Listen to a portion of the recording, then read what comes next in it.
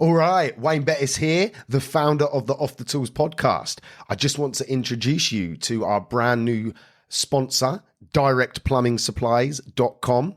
It is founded by a former tradesman who has set up his own plumbing and heating merchants. He has an online shop, which is obviously at directplumbing.supplies.com, and he delivers across the UK. So sit back, relax, and enjoy the rest of the show. Welcome to the Off the Tools podcast, in association with the Worcester Bosch 8000 Lifestyle Range, with your host, Wayne Bettess.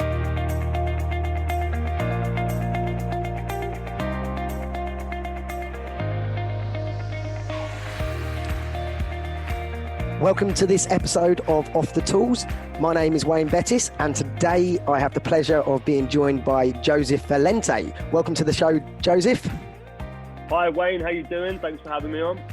You're more than welcome. Thank you for your time. I know you're a busy man, so but I've been messaging you for a while, and obviously now everything's on lockdown. It seemed a perfect opportunity to get this tied up and get this out there really. So how are you coping with lockdown? Yeah, no, thanks for having me on. I'm trying to speak to as many people at the moment, add as much value as I possibly can. And your podcast is awesome. You've got great community, great listeners, and one that's very relevant to my sort of background. So I'm hoping people are going to enjoy this and I can share my experiences and add a lot of value. But yeah, I'm kind of a little bit bittersweet about what's happening right now. It's difficult for businesses. It's terrible for the economy, but it's great for the environment and the world. And I think it's given people a chance to reflect what they actually want from their lives. And, looking forward, it's about, for me, making sure that, whatever we get out of I like to keep calling it the new world, but whatever we get out of the new world, is actually meaningful for us, our careers and our families, making sure that we're just appreciating everything a whole lot more. It's really made me feel that way.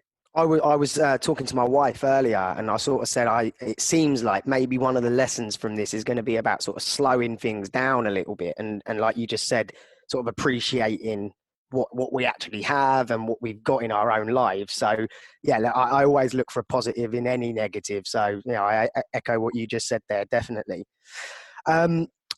Right. Obviously, not everyone knows you, but obviously you are probably one of the most famous plumbers. Not that you do it anymore, but one of the most famous plumbers out there at the moment. Can you just go through your journey? Do you know where you come from? You just let my listeners know who is Joseph Valente, cool. And how did you get where you are? So I grew up in a city called Peterborough, in quite a little village, really. We came from pretty humble beginnings. My mum worked 3 jobs. She worked she was a cleaner. She worked 3 jobs to keep our family alive for really miserable wages, like £3 an hour. She was such a hard working woman. And my dad was an alcoholic, didn't work, unemployed, wasn't a good guy. And I grew up in quite a difficult household. It was not a nice place. We struggled for money, we struggled for food, we struggled for happiness. And if there was one thing that I always remember thinking from, being a kid, was that I was never, ever, ever going to live the life that I had to live as a child. And I was going to make sure that I built something very special. Number one, to pay my mum back. That was always the dream, to get her into retirement and sort her out at the back end of her life, to say thank you. But more importantly, make sure that my kids had everything that I didn't. And I'm not talking about money, materialistic objects, but making sure that I was a good dad, making sure that I was supportive, making sure that I helped them, and motivated them. And they had someone to look up to, not to look down on. I was embarrassed of my dad. I'm not afraid to say it. He wasn't a role model. I hated the guy, and it spurred me on to become a much better man. So that was kind of like how I grew up. It was difficult, very challenging. At the age of 13, my dad left, and I'm 30 now, and I haven't spoken to him since. Wow. And I basically became, a delinquent. I was a delinquent teenager. I had no rules. My mum couldn't control me. I was, I hated the world. I hated everybody around me. I hated authority. I couldn't accept it. And I was always a very smart young man. I wasn't stupid, but school was difficult for me. I was going through tough times at home anyway. And, I just wanted to challenge authority. I didn't want to be there. I hanged around with the wrong crowd. And by the time I was 15, they expelled me. At that point, basically, everybody had given up on me. I wasn't in a good place. My life was set for a very bad path. I was hanging around with 18, 19, 20-year-olds that weren't good people either. And, it was difficult. And I remember 2 months after being expelled, and I sat there and, I realized that there was no one left anymore. No one cared. No one was bothered. They were sick of hearing my excuses. They were sick of standing up for me. Everybody had given up, and there was no one there except for these group of guys that, weren't going anywhere in their lives. Yeah. And I remember thinking, I've got to do something about this. I've got to make a change. Like, no one's coming to save me. If I don't do something with my life right now, I'm going to waste it. And, and I felt like, and I always have done, that I'm destined for great things and that I can turn my mind and achieve whatever I want. And, that I don't want to waste this one opportunity in life that we were being given. So I went and approached a local plumber. My best friend, his cousin, had just started a plumbing business, Darren Boardman. And, he was like this cool guy that was 25, had a BMW, really good looking girlfriend, and to a 15-year-old, that was cool. Yeah. And he was earning loads of money. And, that was when, back in, I can't even think what year it was, 15 years ago. So 2005, that was when, plumbers were making good money, and everybody was talking about get a trade and so on. And so I went to him and I said, look, can I come and work for you for free for a year? I should be in school, but I've got nothing better to do. I'll come every day on time, be the perfect employee, and you don't have to pay me. Just teach me everything that you know. And then by the time I'm 16, start paying me, put me in college, and then we go from there. Of course, he said yes. Yep. And I basically went every single day for a whole year. And when I turned 16, he agreed and put me in college. But plumbing basically saved my life. It changed me. It gave me purpose. It gave me motivation. It gave me, education. And, I was just happy to not be in the park every day hanging around with these guys and actually going and learning something from somebody that I really looked up to. So that kind of took me to 16, how I entered into the construction industry. And kind of that's where my life really started to change for the positive. And that's where it all began. Wow. Okay. Excellent. So then from that there's lots of similarities in that story with me. I got asked to leave school a bit late, a bit earlier than everybody else, and plumbing was the thing for me that stopped me following a path that could have led to other things. And so it's funny to have a very similar story there. So then, and I think there's a lot of, just on that, Wayne, sorry to interrupt you, that's all right. But I mean, there's a lot of guys in construction right now. I think there's a lot of guys like us in construction that didn't go to university, didn't necessarily have the best starts. But, and I always felt like construction was the way that the less smart people went, instead of going to uni. And I felt like we were ushered that way. But, to any young people listening into this right now that want to get into a trade or are in their apprenticeships, remember, construction is an opportunity for you to springboard platform to start your own business, to work for great companies and build very successful careers. And, if you're worried about being paid small amount of wages in your apprenticeship, don't worry about that. It's your stripes. You need to earn them. You need to do what your bosses tell you, and you need to learn the trade. And if you do so, you can springboard and have a very successful career. Yeah, and I always see it as, so it used to be looked down on. Nowadays, for me personally, I'm so grateful for it because it's my safety net. I always know that my hands and my knowledge and my tools can make me a living. So even in uncertain times that we're, especially in this sort of day and age that we're living in right now, it's so valuable to have that manual skill set that can't be taken away. And couldn't agree more with that. I push and recommend people to look at construction as a real career choice, because it's gives so much opportunity and so much freedom that a lot of other jobs and a lot of other professions just don't have at all, do they? So yeah, I agree. So what was it that pushed you to set your own business up then? How did that come about? Okay, so I went through the college, and by the time I was 18, qualified plumber. Then I took out a £6,000 loan and did one of those short-term gas courses. Because at the end of my apprenticeship, they weren't. I was working for a company that did new build work for McCarthy and Stone, and it was like old people's retirement home. So they didn't have gas boilers. It was electric water heaters at that time. So I didn't have enough to go through to regional college and do my portfolio. So I basically, at the time I was qualified, literally on the day, I said to my boss, right, you're paying me 25 quid a day now. Will you put me up to 60? And he said, no, and at that time I'd been doing it for 3 years. So I was fitting a bathroom suite in a day on site like the rest of the guys that were getting paid, £200 a day. So I didn't think I was asking for a lot of money. And he said no. And that day I opened up the back of the Sun newspaper and I saw that there was an opportunity to go on this gas course. So I literally called up my boss and said, are you sure you don't want to pay me that money? And he said, no, I'm only going to give you 50. I said, right, okay, I quit. Took out this £6,000 loan and went and lived in Rotherham for 6 months and studied on this gas course. Did the gas course, went all the way through it, and I had a lot of knowledge anyway from the plumbing side of things. So I'd worked from various plumbers in my apprenticeship. And by the time I was 19, I was qualified gas engineer. So I then worked on the tools for various repair and maintenance and servicing companies till I hit 22. And that was basically when I decided to launch Impra Gas. Uh-huh. Yeah. Do you want to jump in, or do you want me to keep rolling? keep rolling for now. So yeah. Keep rolling. Okay, yeah. Cool.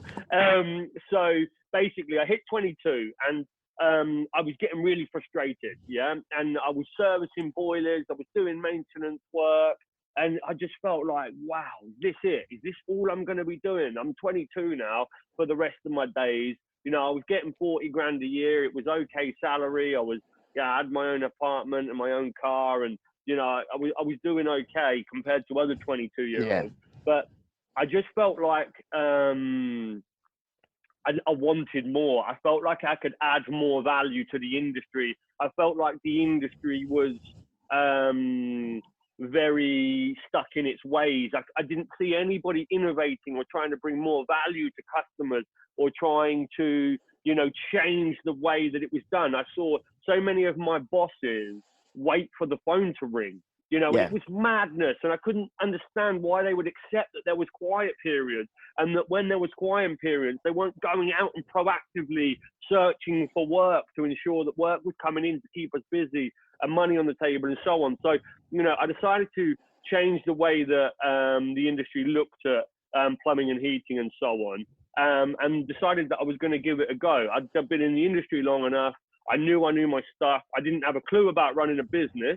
I think most of us small business owners do that, don't they? They jump straight in without any sort of training on the business aspect of life. I know, it's like, right, I can get a van, I can get an invoice pad, and I can do the job, you know, and I can make more money doing it for myself than I can working for this guy. Right, that is every tradesman's initial thought, and that was exactly mine. But it wasn't just that. I genuinely wanted to change the way we approach selling to our customers. So I thought, always proactive rather than reactive. I'll never wait for the phone to ring. I'll go out and hunt my work down. Yep. So decided to buy a £1,500 Transit Connect. So firstly, I took out a £15,000 loan from Tesco's. It was a home development loan. It wasn't for business. I didn't want to wait. I didn't want to write a business plan. I didn't want to do any of that. I wanted to buy the van tomorrow, and I wanted to start at the end of the week. That's the type of guy that I am. Once I make a decision, I go for it. So I did just that. I bought a van, 1,500 quid. I bought some tools. I bought the uniform. I bought the pads. Spent 700 on a website, and I had about 8 grand left that was sat in the bank in case I didn't find any work. Branded the company Impra Gas. You know, once again, an important lesson for people getting into business. whatever you brand your business in the early days, remember how far you want to take it. So I always say begin with the end in mind. I always started Impra with the vision for it to become national. So I wanted to make sure I created a corporate identity. I didn't want to call it JV's Plumbing and Heating because I knew that had a ceiling, and on the national stage, it wasn't necessarily going to be taken as a national business. So just a little lesson about branding there. Yeah, I'd agree on that, definitely. It's if you, like, the word you used there was start with the end in mind, and that's so important because you need to have a destination that you want to achieve, you want to hit. Otherwise you're just there's a saying, a wandering generality or something, and it's where you just have no idea what you're doing. You're just sort of wandering around doing one job to the next with no vision of where it is that you're aiming for.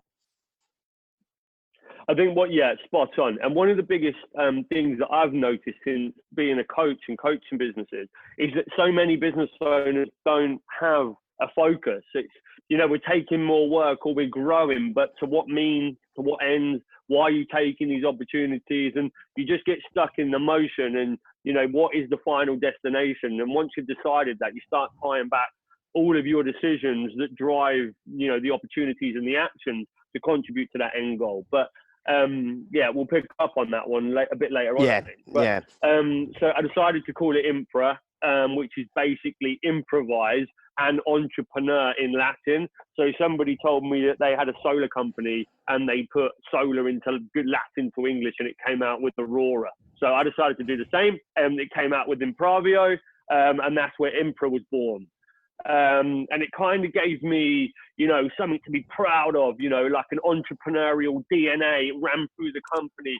It ran through the veins of it. And, every time I said it, I was proud to promote it and sell it and push it. And, it was pride. When you wear it on your shirt, you wear it with pride. So I love the name. It had a deep meaning to me. And then I did something probably a little bit different to other business owners at this point. I kind of did the same, but I did something a little bit different. So I posted on Facebook. I got some leaflets made. I got business cards made. I made a website.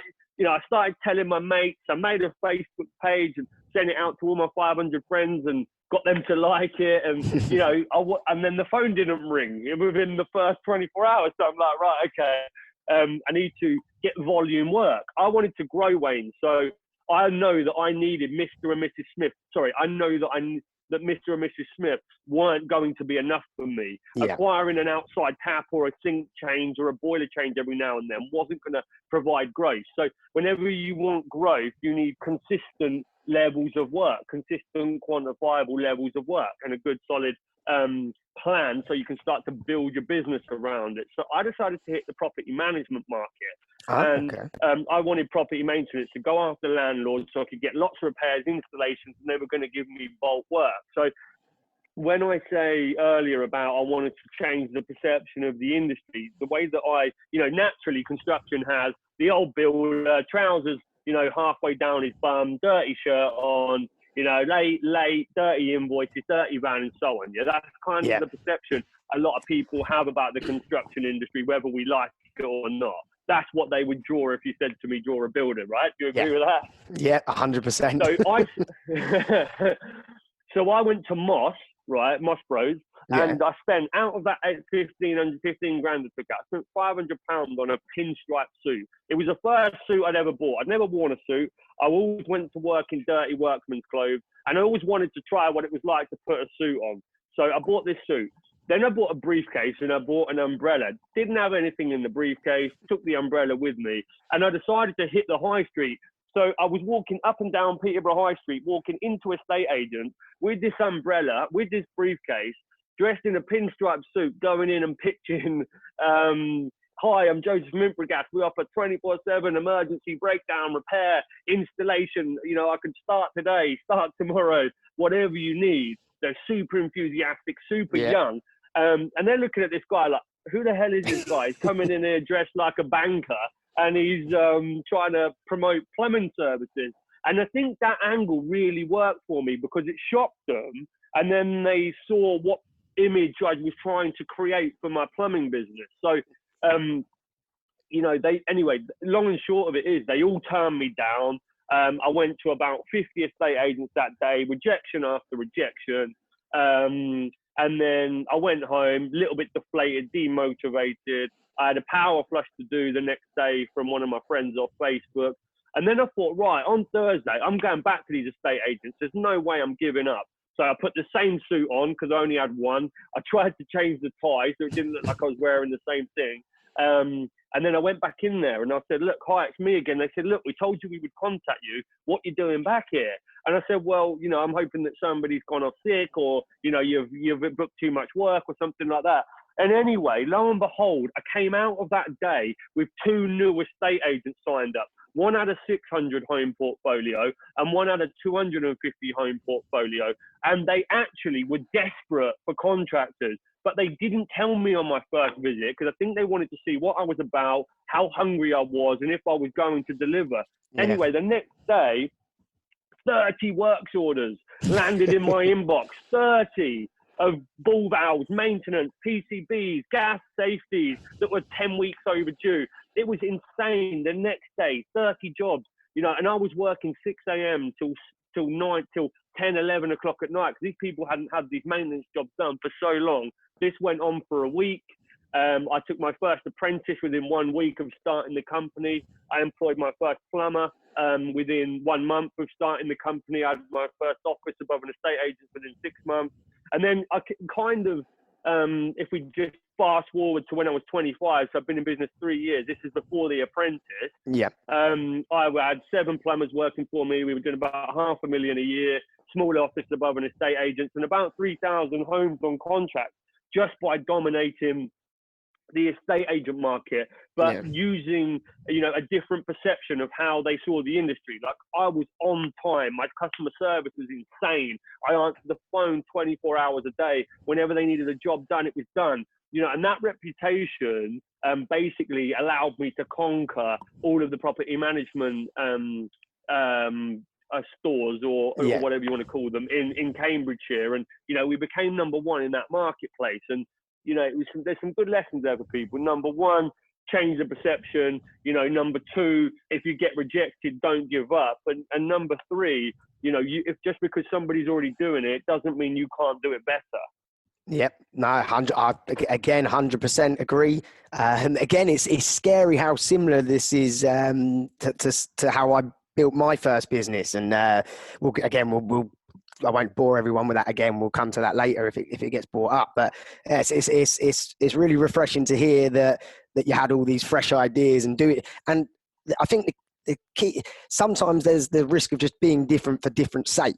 But in our industry at that time, there would have been no one doing that. I wouldn't have thought, turning up in a pinstripe suit. At first, I bet it just broke down some barriers at least, because they were just like, wow, who is this guy? So yeah, it's really good. Yeah, it got them thinking. Like I say to everybody, don't be afraid to stand out. Like there's 7 loaves of bread on the shelf. When you walk into a supermarket, you've got to pick one. Why are they going to pick you? If you look like everybody else, if you sound like everybody else, if you taste like everybody else, then you're not going to be at front of the pack. So, you've got to be different and not afraid to be different and, do what you've always done, get what you've always got. And the reason I believe that I was able to grow so quickly, and everybody thinks I grew and had impact because of the apprentice. I did very well before the apprentice. And we did that because I was simply prepared to do what the competition won't. Yeah. You ring Joe at 4 o'clock in the morning, Joe will be at that property in 20 minutes. My level of customer service was just so, on point that, they just couldn't want to choose anybody else. So, and the other thing on this as well is if you want to impact a very noisy market, everybody thinks that the plumbing game or the plumbing and heating industry, is very crowded. And don't get me wrong, it is. But it's only crowded if you're like everybody else. So the simplest way to get ahead in business is to do what the competition won't do.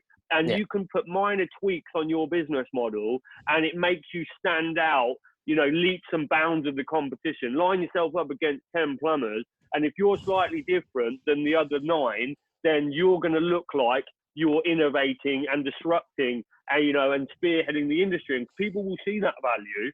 And you will get the lion's share of the work. Yeah, no, I 100% agree with everything you've been saying so far.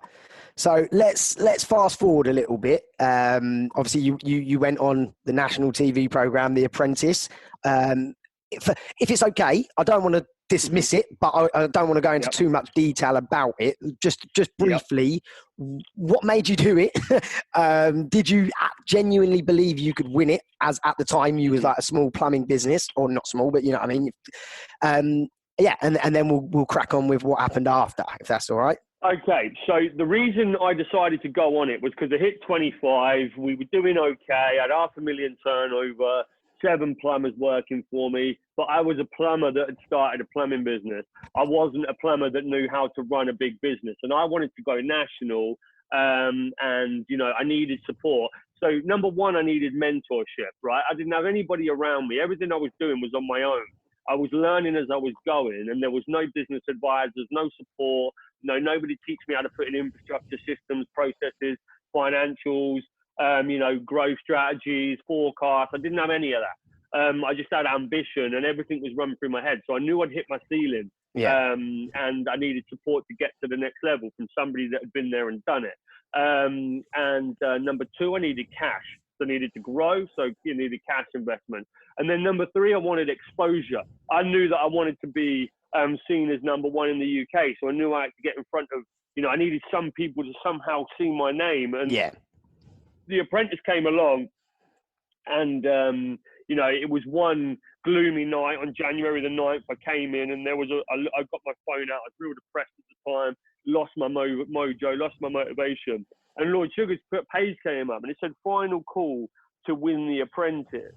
And I'm a very spiritual person, believe it or not. And I'm very into the law of attraction, and I live my life by it daily. And I've used it to achieve a lot of things in life. And people that don't believe in it, research it, because it really can make everything you ever want come true. And, one thing I didn't say, in 2012 when I started Impra, my mum bought me Lord Sugar's autobiography for Christmas, and I read it back to back for 3 weeks, and that made me make the jump to start my own business. So I always knew that I was going to meet him or work with him. Now, I believe that the universe gives you signs, and when opportunity comes along, if you're ready to receive it and you're looking for it, you'll know that it's that time and that is meant for you. And I saw that page, and within me, I knew that was my moment. I don't know why. I don't know how. I just knew something was right. And I knew from that very moment that I was going to win that show. And everybody says, right, did you go onto the show thinking that you were going to win? I mean, who goes into a competition thinking that they're going to lose? True. You have to enter every competition thinking that you're going to come out of there victorious, or don't bother entering the competition, right? So, did you really ever think you were going to win? Of course I did, as I wouldn't have wasted my own time. Yeah. No, that again, that makes perfect sense there, because like you wouldn't get in a boxing ring thinking you're gonna lose, would you? You've got to have that self-belief. Or 80%. You're not going to go in there half thinking or 70% thinking. You've got to go 100%. And that's, you have to believe against all odds that you can do it. And it comes from that internal belief. And you have to back yourself, because nobody else is going to back you. And to be honest, I'd spent my life battling for myself, and nobody was backing me since day one. So I always had that brutal, punishing, self-belief that I have to do this because I've got to prove a point type thing. Does that make sense? So, that always stuck with me from very, very young. Right. So then obviously you smashed it on Apprentice. Many of us watched that show and watched your journey and watched everything unfold. How did it feel waking up that next morning knowing that Sir Alan Sugar was investing in your baby, Impra Gas? It was crazy, but it kind of felt so, like I'd convinced myself that I'd won that show. Like I'd become obsessed with it, right? To the point that when it happened, I finally felt relief that I wasn't mad and that I could actually achieve these things. Because my mum and everybody thought I was delusional, thinking that I was going to go on there and win it. So it was kind of like, wow, like actually I can set my mind to whatever I desire, and I can achieve these things. And, I'm not just a an expelled kid that's got into plumbing. Like, I can go on and do these special things. Like, and you know, it should be seen as a motivation for so many young people out there that are struggling in life, and you know, they haven't got any good role models around them to show them that they can go on and change their life. So you know, it was very humbling, and I just felt so privileged and very lucky, you know, and I just wanted to make the most of it. Yeah. So from that point then, obviously you already stated at the beginning that your target goal was to become a national company. So how did that next couple of years unfold with the support and investment of Sir Alan Sugar and I guess I'm presuming his team of experts that get involved with everything that goes on? What were the stepping stones to get through that? Yeah, do you know what? It was pretty crazy, to be honest, because you win and he becomes your business partner, and then like your whole image of what their organization looks like, everybody will have their own. You know, when I turned up there, and you know, Lord Sugar was there, and his FD was there, and there was his assistant FD and an accountant, and that was really the team. That was who I had around me. So there was Lord Sugar, and I saw him an hour once a month, and then their accounting team really. So I went in there expecting like a crack team of every element of business, operations, marketing, sales, finance. You know, I thought I was getting educated on all of it. And it was very small, very focused around, you know, the numbers and just the board meeting, and there was no real strategy or planning coming from them. And I found it quite difficult actually after a while, because they had no idea about the industry. They weren't really offering me any value. They didn't know what markets to enter, where to go next, how to build a national operation in the field, in the service industry. So it was very limited. What they did help me with was putting in financial infrastructure and system and process and accounting and management accounts and reporting to board meetings and, you know, just going in and board meeting with a billionaire, right? And most people, 99% of people sat in front of that guy will crumble because he's brutal, right? And you've got to go and report business performance to him every month. Yeah, I was 25, 26 at the time. I was just a boy, you know. Is he harder off camera than he is on camera? My gut instinct would say it's a soft Alan that we see on Sir Alan that we see on TV to reality Alan. He's very brutal. I mean, I sent him an email on Christmas Day because when you win on the 29th, it's about the 19th of December 2015 where they had the final. And on Christmas Day, I said I was 25. I sent him an email saying, Lord Sugar, thanks so much for the opportunity. Can't wait to start working with you. You know, I'm going to do my best to make you proud. You've changed my life. I've never had an opportunity like this before. He sent me an email back saying, if you ever send me an email like that again, it's going straight in the bin. I only want bullet point format. And that was the only reply. I was like, oh, holy shit, this is what I'm going to deal with. So I knew where I stood. But listen, I'm a straight talking guy and I don't BS anybody. So, you know, I like that style. Straight to the point, say what you got to say. Let's get it done. If you've got a problem, say it. If not, let's move on and do what we've got to do. So have you ever done any human dynamics training on like human behavior and stuff? I would definitely say if you haven't, have a little look at it. It's called DISC, and it's where like you get basically they give you like there's common traits in certain people, and I would say myself, I'm a what they call a red. You're a red. I'd say Alan Sugar's a red, and basically there's no time for fluff. We just want to get from right. Tell me the facts right now. Do you know, I don't want all this namby-pamby. Hello, how are you doing? All that crap. Give me what I need to know, and let's get on with the next bit. Yeah, exactly right. That's it. Straight to the point. Give me the facts. Make a decision, and then we move forward. Yeah, definitely. So obviously, it must have been a stressful time as well. You're obviously you come across as a very confident man. Was there times that you thought, I'm over my head here. I ain't got a clue. I don't know what to do, or did you always maintain that sort of bullishness? I mean, look, internally, every single day ever, right? I'm not embarrassed to say that you get overwhelmed. You know, and every man should be able to admit that. Right? I don't, you know, all the listeners listening right now, you know, how many times in your life have you felt like you don't know what the answer is? We don't know what we don't know.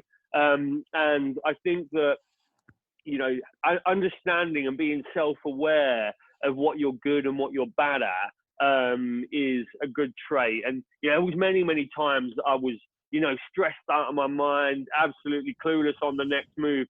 You know, and you don't know where to go with it. You've got no one around you that understands, but no one knew what I was going through then because I was on my own. You know, I've always been on my own. So I've always been able to fight through it. You know, I'm a fighter, so I always come out the other end, you know, in the best way I possibly can. But, you know, you got to know that these things aren't easy. That I was a plumber at 25 years of age going into boardrooms, presenting financial packs. You know, and I didn't have a fucking clue what I was doing. But you know what I did? I remember the first board meeting I went into, and you know, they sat down and they got this financial pack out. I was seeing my accountant like every other small business once a year. He was showing me the paperwork. I was going, yeah, that looks okay. Job's done. See you later. And then I'll see you again next year. Now I'm sitting in front of a billionaire having to report a board pack. No, there's no training for this. This is, you know, you want to talk about jumping in the deep end. That is in the deep end. But in all honesty, Wayne, that was the best education I could have ever asked for, because when I came out of those scenarios, you know, as a businessman and how I develop and how I handle myself and how I can, you know, deal with very high profile business people and hold my own and you know, work in that light, it literally, you know, gave me the best trajectory I could have ever imagined. But it was money difficult. can't buy, isn't it? It's money, but money can't buy stuff. That sort of experience and you know, it's you know, I'm such a young age. Yeah, and you know, I had, you know, at the end of the day as well, you know, I had the world watching, so it was all like that was watching, and you know, look, for the lads, this is the lads podcast. You know, there was lots of distractions as well. You imagine being 26 years of age and winning a national TV show, load of money in your pocket, and the amount of women that are available were crazy. You know, it was an amazing time. I loved it. I had such fun, and you know, very blessed, very privileged, very thankful for that opportunity that I was given. And look, we worked together. So to fast forward it now, we worked together for about a year and a half. I flipped the estate agent model. I decided to go after boiler installations. I knew that doing the small maintenance jobs wasn't going to cut it for where I wanted to go. We were going to have to do too many to make too much of an impact. So I decided to change business models. And this is what I say to a lot of people out there. Like, if you want to scale up your business, or if you want, or your business model isn't working, don't be afraid to change. It's the ones that don't change that get into trouble. So you've got to be able to adapt, overcome, you know, and navigate. And, you know, you've also got to understand what vehicle you're driving. You know, if you've got dreams to become national, you can't be driving a vehicle that works for property maintenance companies. You've got to look for a bigger market, higher demand, higher order value, better margin. So, you know, you've got to be taking all these things into consideration of, you know, does this vehicle here get me to my end destination? If it doesn't, get out and get in a new one. And, you know, I took that model to them and they kind of agreed it because they didn't really know what they were talking about anyway. But what the property maintenance model wasn't working anymore because we got too big, too much overhead. They were charging me huge amount. They were charging me $3,000 a month out of the 250 grand they gave me for accountancy fees. And we were a small business. I know, it was $3,000 a month. So everyone's like, where's the money go? We end up paying it all back to them through fees. We had to pay PR fees and everything. It was insane. So anyway, we got to a point where we were doing okay. We'd grown regionally. We were doing about £1 million a year in sales. And I said to him, look, I don't want to be in this forever. You know, I want to grow a business and I want to, you know, either sell it or move on or go and do something else. So I want to grow and I want to grow quickly. So, you know, I'm coming to these board meetings. You guys ain't giving me any value anymore. You know, there's nothing here. I feel like I'm having to provide you the answers and you're not helping me. So I want to go on my own. I want to grow and risk it to grow because I want to shoot for the stars and hopefully hit the moon because I don't want to play small. You know, I want to make an impact. I'm here for once, you know, and I'd rather leave. I'd rather fail knowing that I tried than not succeed knowing that I'd never tried, if that makes sense. So, you know, I wanted at that point, would you say that they were an anchor? They were holding you back a little bit, were they? Reining you in, would you say? I'm a positive guy, and I like positive people. I like people around me that feed the energy. So one thing that you've got to learn if you're in business and, you know, you want to get investors on, make sure you get investors that are on board with you, that are motivated by the same end goal, that know about your industry, that are driven, that are motivated, that want to share ideas, not people you have to go and speak to every month because you just have to follow the structure of a board structure. You know, that it was demotivating for me. Yeah. You know, I have high energy. I don't like energy drainers. If I don't see somebody on the same vibe as me, I say, look, relationship isn't working. You know, when you're in a negative relationship with a partner and it's not working, and you just stay in it for ages, well, you get rid of that negative energy, you become a lot happier. Yeah. You know, it's the same in business partners, business investors. You know, people get into bed with the wrong people, and it can be really draining for the model. So I just said to them, look, I'm going to go for it. You're either with me or you're not. If it fails, it will be my name that takes a hit, and you walk away without any issue. You know, but at the end, or you stay on the front line with me and go for it. So he said to me, look, Joe, nobody's ever spoken to me like that before. You know, I was 27 at the time. I respect you massively for where you want to go and what you want to achieve. I'll come back to you with the deal in 48 hours, and if we go ahead, we'll part ways and blah blah blah. So he came back to me with a deal. It was a good deal. I can't tell you about the financial element of it. I didn't even write the question down because I knew there'd be no way of prizing that out of you, unfortunately. I've had that question so many times over the last 5 years. It's insane. Over the last 3 years. So yeah, and then I was on my own. And you know, I tell you what, that was probably one of the scariest and ballsiest moves I've ever made in my career. To be a year and a half in after winning the Apprentice, but first Apprentice to buy him out, first Apprentice to go alone, you know, and I still was not the businessman I am today back then. You know, I still had so much to learn. So I'm going to go Alan Sugar on this point, right? Give me some milestones from the minute you bought him back out to when you sold the company recently. Give me some bullet point things that you achieved and didn't achieve. Yeah, okay. So 3 years on was basically from that moment. 2.5 years on, we won National Installer of the Year. We launched in Scotland, Wales. How many boilers at that point were you fitting? That September 19 was about 450 a month across the country. Wow. So it was a big number. Yeah. By November of 2019, we'd hit 1 million in sales in that 1 month. $1 million in 1 month? $1 million in 1 month. It was a huge landmark for us. You know, we had 150 people. I was the CEO of the business. I had teams of senior managers. You know, I became a different person. I was 18-hour days, 7 days a week, running a big operation. You know what it's like. It's hard in our industry anyway. It's not manufacture a computer, put it on a shelf and sell it. It's right. We were generating thousands of leads, sending out a national sales team, 30-man sales team, sending out installers, getting materials out there, aftercare. Like, there's so much involved to get one job done right on a national level in every major city. It was one of the hardest companies probably to run in any industry that you can imagine. Because there were so many people involved. It was very... I don't envy you at all. I do it on a small scale, such a small scale, and know if I had to multiply that and be doing £1 million a month, I don't know, that's enough to, that is in this industry, you've got to have a round of applause for achieving that level of sales. That is some feat. I've got to hand you that, definitely. Thank you. Yeah, we grew big last year, and it was winning the National Installer of the Year, Wayne, in all honesty, was probably one of the proudest moments, because when I put my man in Scotland that month as well, first man in Scotland, we'd already launched Wales, so I was like, fucking hell, I've done it in 7 years.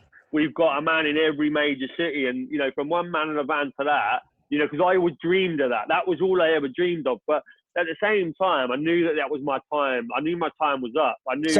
So before we go further on that, I want to sorry to interrupt you there, Joseph. I'm conscious of time and stuff, and I think you're gonna answer one of the questions I wanted to ask. So, the whole point I do these podcasts is to share people's experiences, share it into the communities that I've built, and so the whole point is I like to get questions answered. And I put a post out this morning in the groups, and I've got a list of questions. We're not going to get through them all, but I want to start hitting them off if that's okay. Right. And the first and most obvious one is, why did you sell Impra Gas? So I sold it because we got to the point where we were so big, we were having to do almost 40 grand a day in new sales just to break even. It was insanity. It was insane pressure. And we were at the size of a national business competing with British Gas, but we didn't have deep pockets. So there came a time where it was either get investment or make a sale. Yeah. But, you know, that was on my mind for a little while. But the reality is, in December of last year, we took a massive hit. You know, Brexit was back end of November. The market dried up. It wasn't cold. The leads literally halved overnight. We went from 1 million sales to like 450,000 in sales in 1 month. In December, it wiped our cash out, and I had to react very, very quickly. So I sold the business to like a business recovery company that had much deeper pockets. We'd grown so big in such a short space of time. What people have got to realize is, with every business, right, with growth, every business goes through restructure. So you hit a point, then you look again, you review where you're at. To keep going, you get more funding, you get restructure, and then you go on to the next level. Yeah. It's about understanding that journey. It's about understanding where you fit in with that journey, what your appetite is like, and where you go next. So we took a big hit in sales. It really wiped our cash flow. I'd come to the end anyway of my drive to keep going with the business. I didn't want to get huge investment and water down my shares. You know, I wanted to move on anyway. So we got to a point where we were in trouble, really. We needed to do something this was my next question. Was it was out in the media that you sold the company, but I get a lot of people that have messaged me sort of said that it weren't really a sale. It's just basically a way of liquidating a company in a cleaner way, or whatever word you want to call it. So are you happy to stand there now and say that you sold your company, or do you feel? So what we did was so if people understand the way that business sales are done and how they're structured and what deals are done. So what we did was something called an asset sale. So we sold our assets, we sold our brand, we sold our intellectual property, and we sold our goodwill. So that in itself there is a sale. All of our staff moved over into the new business. So we sold the business, yes. Impra Group is now going. It's had a name change. What we didn't sell was the Impra Gas Limited as a shell limited company. So what happened? I know where you're going with this question, because you've seen that we've sold it, and you've also seen that we liquidated VBH assets with a substantial amount of debt. Yeah. So what? Yeah, and I don't want you to feel that I'm gunning for you, but these are questions and discussions that crop up a lot in our community, because obviously, like I said earlier, you're one of the most popular plumbers that are out there, or ex-plumbers that are out there, and I really want to get some answers or at least some understanding for us that are wondering, you know. So I don't mind. Listen, I've got nothing to hide, and I will always be very honest. The whole value from somebody like myself comes in supporting and coaching businesses, is being able to tell them what has gone right, but also what has gone wrong. So when you own your failures and own your mistakes, that's important. You need to be able to understand what you've done wrong, and what you shouldn't do again. And that's how you succeed. The lessons are learned in failure, not success, right? Would you class Impra Gas right now as if you had to write down a simple answer, was Impra Gas a success for you or a failure? What would you say? I'd say there were many successes and there were many failures. And if you look at it like this, so let me just go back to where I was, right? Sorry. So we sold our assets of the business. That meant that Impra Gas Limited was gone. We had to change the name because they bought the brand. So then it became VBH Assets. And what that meant and the way that it was done, long and short of it, so let me tell you this, right? So I agreed a sale of the business. And then they were going to buy the assets, they were going to buy the brand, they were going to buy Impra Gas Limited, they were going to buy the debt. On the very last day of the negotiation, these guys knew what they were doing. They flipped it on me and said, look, we're not going to buy everything. We're just going to buy a portion of it. And we took a big hit in cash flow. So it was either, right, we're either going to have to put the whole company into administration, or we're going to make a sale out of what is there. So it meant that 150 staff kept their jobs. It meant that all of our contractors out there in the field kept their work. We had hundreds of self-employed contractors we supported as that company, and supported revenues for their families and so on. It meant that suppliers and creditors were going to be able to get ongoing trade from the new company.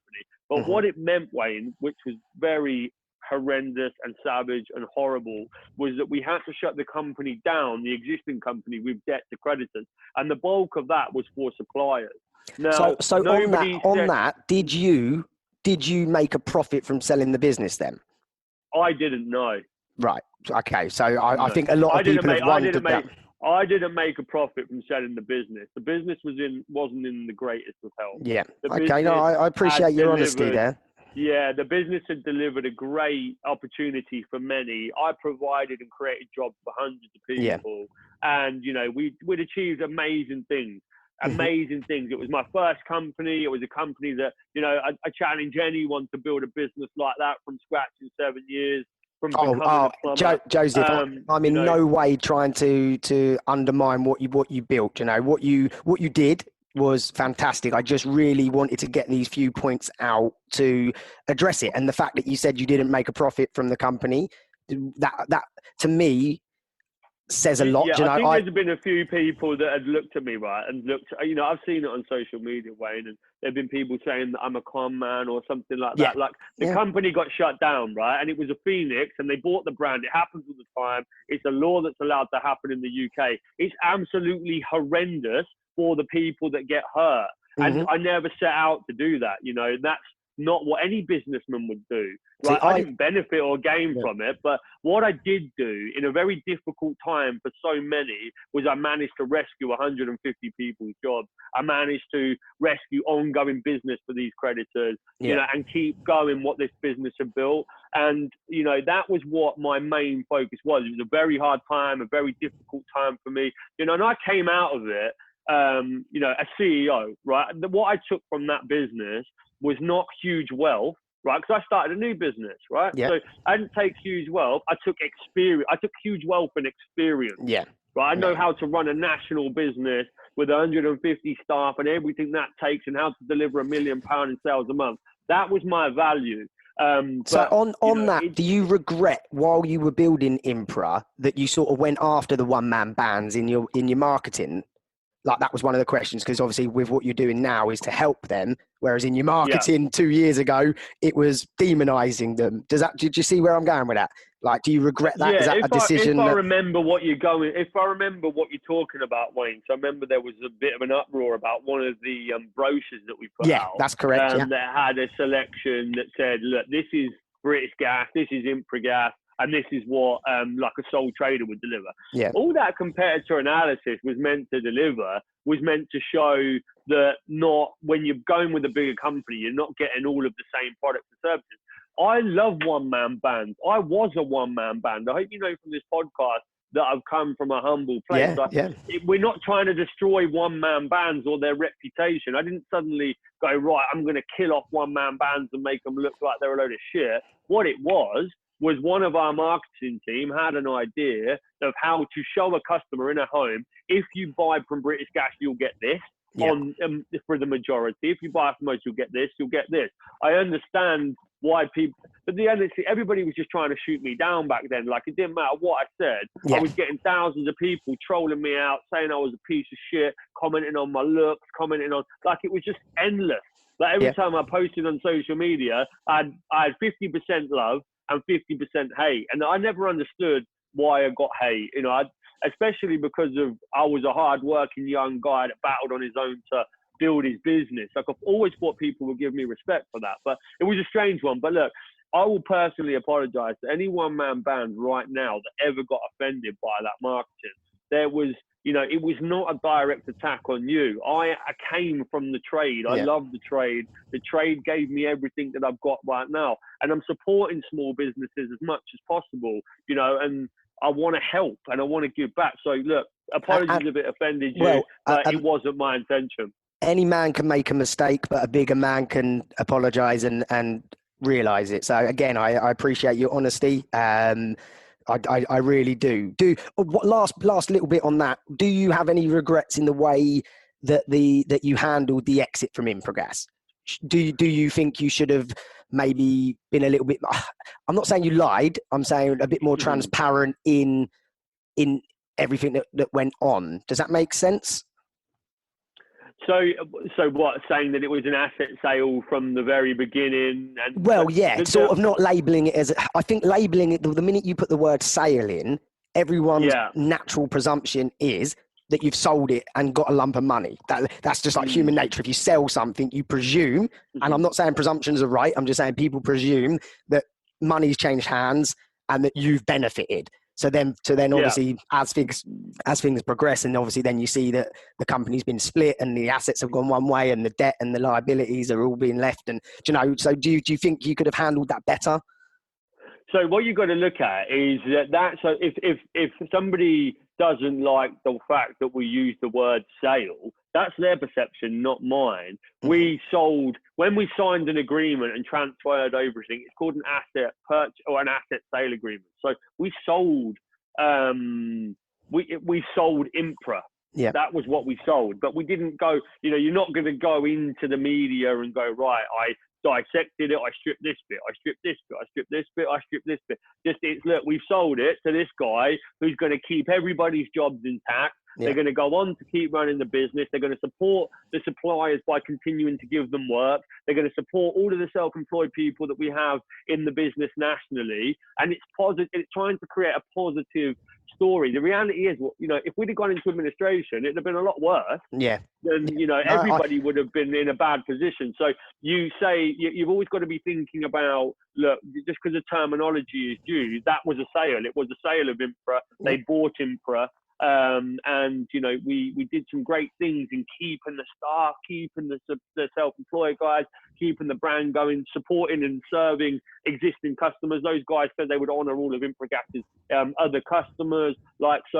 Out of a bad situation, we created something good. As I say, people lost money. Business is tough.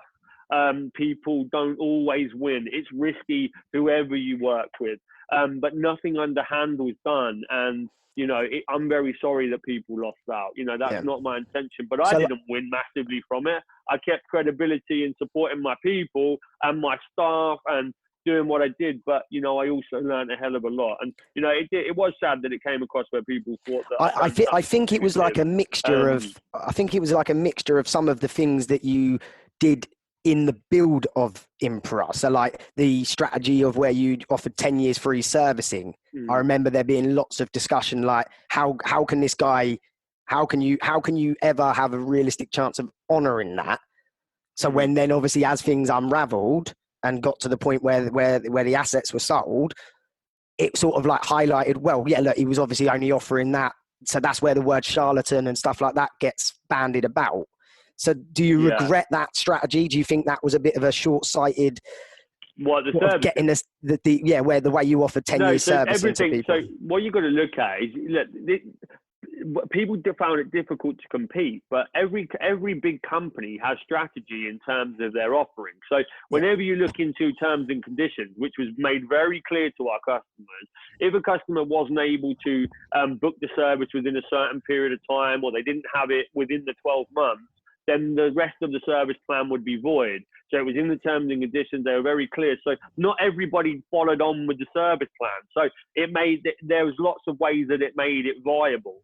But Okay. you look, my advice to every business is always to understand your competition. Now, why do you think Premier Inn advertises a room for 29 quid and you never go there and it's 29 quid? Why do you think car companies advertise Europa Car, advertise a car for 29 quid a day and you turn up there and it's 60 quid a day? There's very strict terms and conditions that allow for a marketing offer to proceed. People need to look deeper into business strategy, and also. But there was a strategy to it. So you, at the time of you doing it, you had full intentions of it being a viable business, and it weren't just a matter of getting in as much cash in that time period before you then sold the assets. Do you see where I'm going? Of course not. Of course not. Okay. No.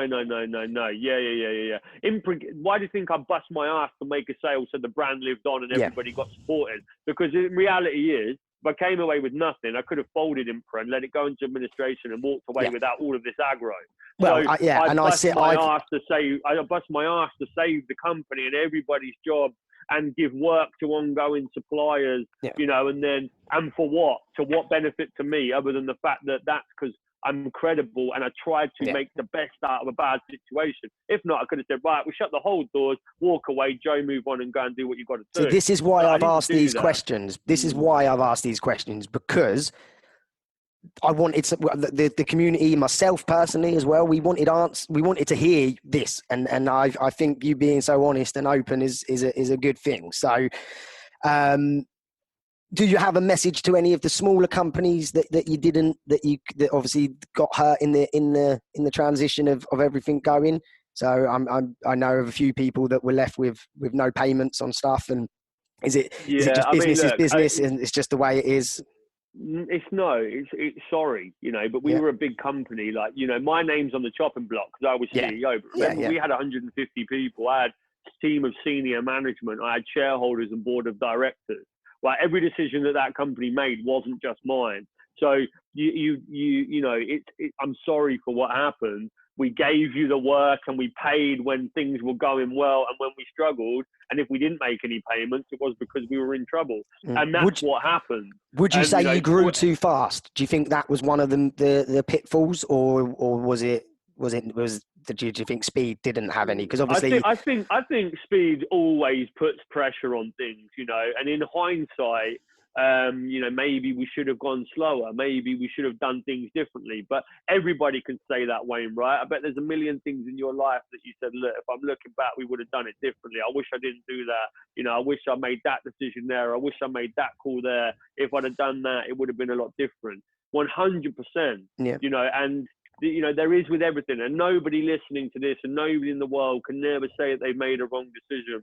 And they can never say that they wish they didn't do things differently. And they can also say that they've never hurt anybody in their process of their life, in whatever shape or form it may be. And, people do get hurt and people do get hurt in business. And, any small business that goes into business with big business, for future reference, make sure you're protected. Don't give credit more than you can afford to lose. Keep your conversations regular, just protect your downside. You shouldn't be exposing yourself with more money than you can lose. This is sort of like the next question, to be honest. The next question was, what do you, with everything that's gone on with Impra and your career, what is it that you felt that your new company, Trade Masterminds, can do? What do you feel you can bring to these people? And you were starting to explain then.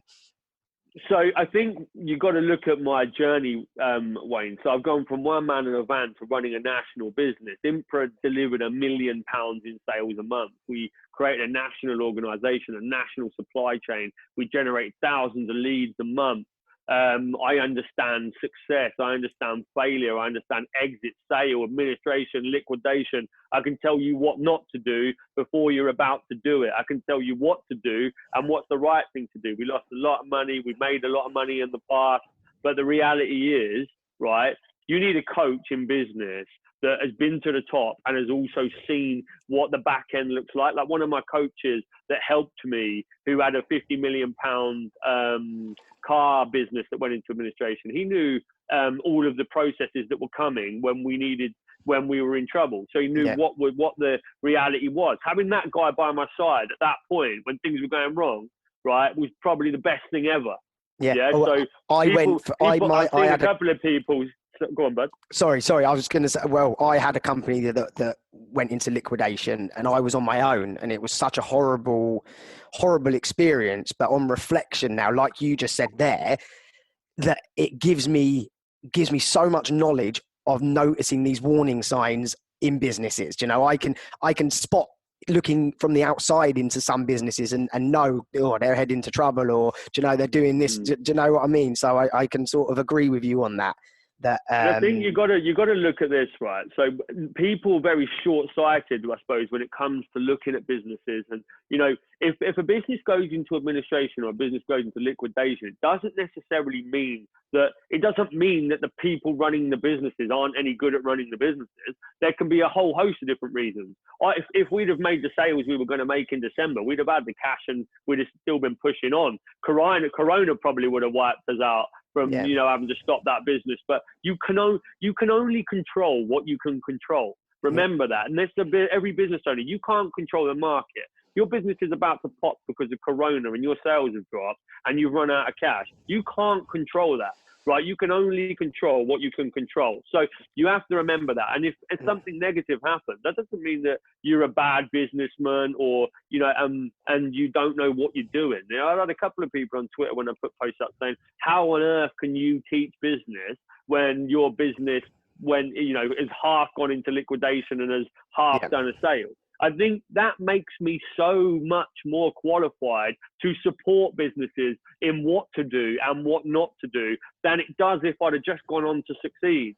Markets change, you know, things get tighter. I mean, you look at box right now, all the plumbers are going to be switched on to this one. They must be destroying the sole trader market with their ridiculously low prices. And, you know, they became a massive competitor of ours in every single area. Well, their business model is to run their jobs at a loss so they gain market share. Well, how can you compete with that when you've got a traditional model? So, you know, things became very challenging. You know, I would say anybody that wants to be coached by me, look at the successes of what we did. £1 million a month in plumbing, right? It's insane. Building a national business, but there's not many independent organisations that have pulled that off. I can name Help Lincoln, Glow Green, and probably that's all.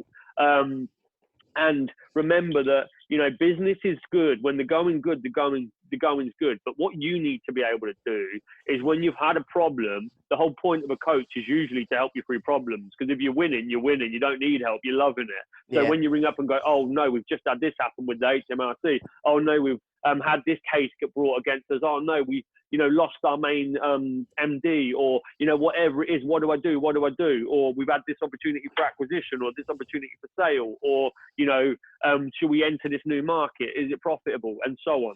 That's where the value comes in, from that person's mistakes, not just from their successes. So, you know, that's why I know, and I'm very, very confident in my ability to be able to help people. And that's why I want to help people, because I was a plumber that started a plumbing business and I had no idea, you know, and I was very lucky to have built and got the support and the mentorship, you know, that I had from a lot of people at high level. And that taught me how to run a national company. So I want to give that back to, you know, as many sole traders that want to learn. Not everybody does. If you're happy with being a one-man band and that's what you want to do, then that's great. That's your journey. And I like to make sure that people are happy with what they're doing. Not everybody wants to run a national company. That's for damn sure. You know, and, you know, not everybody wants to be small. So just do what's right for you. But, you know, I always think, and you sound like, you know, this is the first time we've probably spoken, you're a positive guy. You know, you sound like, you know, you're wanting to win. And I like the things that you're talking about in terms of, you know, motivation and vision and end goal, because that's all my language. So I'd say just stay in your own lane, be motivated by your journey, and, you know, make sure that you're doing the very best for yourself, your business and your family. See, I would always say motivation and inspiration gets you so far. It's revelations that you need to look for. You know, you need to look for them revelations that actually are life altering, rather than just short-term motivation and inspiration. Just a side note on, you used the word, so I just thought I'd throw that in. Yeah, I like that. And like, you look at this one, I mean, just to put revelation, but I've seen a business go as big as it can go, and I've seen how to get out the other end. Think of everything that I've learned. Yeah. right? Do you think that will happen again in the next business? Definitely not. No, So I can see. And how many entrepreneurs, they're down their first business, and you can take it as a pride hit, or you can say, we did things right, we did things wrong, lessons learned. But you're only a failure if you don't learn from your failures. Yeah. Right. You can't repeat and make the same mistakes. Right. We're all human. We don't know what we don't know. When it's our first rodeo and we're going for it, we're learning as we go. So, it's all about taking lessons. It's all about learning from those lessons, and don't be a fool and repeat the same mistake. Definitely. Right. We're going to have to, I've got two last questions I want to throw at you. A little bit more positive. You've answered all of them questions well. Positive now, I do. I know. I've been raw with you. I told you the truth. You have. Give me something. You have, and I really do appreciate your openness, your honesty. So I do thank you for that. What would your if you had one bit of advice to give the people listening and anybody else right now, to what one bit of advice would you give them? Focus on your own journey. Yeah. Life's too short to worry about what other people are doing. Stay in your own lane. You gotta be looking at yourself, looking at your business, looking at your life, looking at your family. Appreciate life is short, and time is running out for all of us. So just make the most of it. And if you're unhappy, and I speak to a lot of small businesses that are unhappy in where they are at the moment, then make a change. Please don't spend the rest of your life doing what you don't want to do. Make a change. Be brave, because it can work out for you. And it might be the best decision that you ever made. All right, thank you. And the last question then is a little bit of a visionary. Where are you going to be in, say, 10 years' time? What's the target in your sights right now for that? So I think my aim now is the international stage. The only way that I stay motivated is by setting my goals massive. I want to build, I want to grow, I want to go international. I don't quite know what with yet, but one of my main focuses, I felt like in the last 5 years from winning the Apprentice at 25 to where I am now, I had huge successes, and the world gave me a lot, the universe gave me a lot, and I took. And now for me, it's about giving back. Like, I want to help people, share experience, add value, teach people not to make the same mistakes that I made, but also, give them the drive and vision that they can achieve and inspiration to go on and do it. And just making sure that I'm adding value to a whole host of people. We just launched something called the Big Brothers program, which is basically helping teenage lads from 12 to 18 years of age get support if they've not got like a dad in their life or anybody to look up to. And that's really cool. That's going to be starting in April. We've got a great bunch of young guys. Could you share me the link for that so I can help? I love that. I saw that a while back that you were mentioning this. So if you can share the details with me on that as well, that'd be amazing. That'd be great. Right. Yeah, and that's it really. Go on to Grow the Trade Mastermind. We're launching Business Unleashed as well, which is basically a personal development company for all businesses, not just a trade. And I'm just going to ride out the corona and see where we go.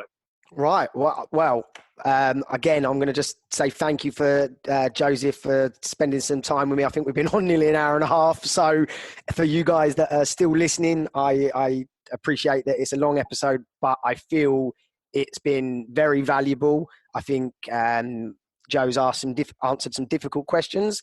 I hope you guys have enjoyed it.